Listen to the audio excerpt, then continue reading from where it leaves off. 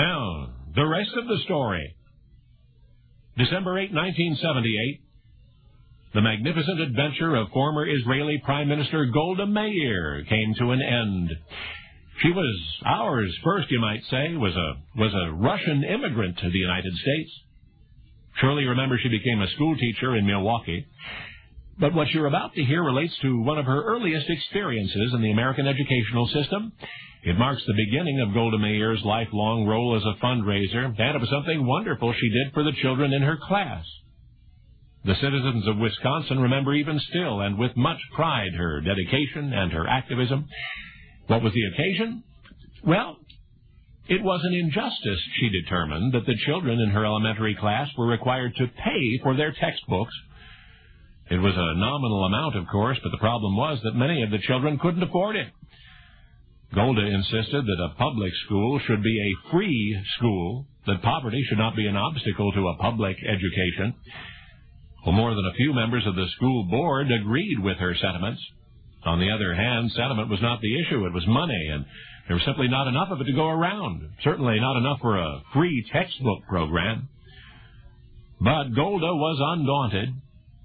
With the energy that would characterize her later years as Prime Minister of Israel, she launched a funding drive for the children of her school. Calling together a group of trusted associates, Golda organized a team which named itself the American Young Sisters Society. Posters were painted, the local media were alerted. Even before Pack and Hall had been rented, the announcement was made. The American Young Sisters Society would hold a meeting on the subject of children's textbooks. And Golda rented the hall, and a meeting date was set. At the appointed evening and hour, dozens of parents filed in and sat down, eager to hear what Golda had to say. Well, never before had she adopted a cause. Never before had she spoken out on behalf of anyone but herself. And certainly never had she addressed a group of this size. But there she was, facing the public and pleading for the rights of others for the very first time, speaking spontaneously, no notes, and very much from the heart. So many patterns were in the making.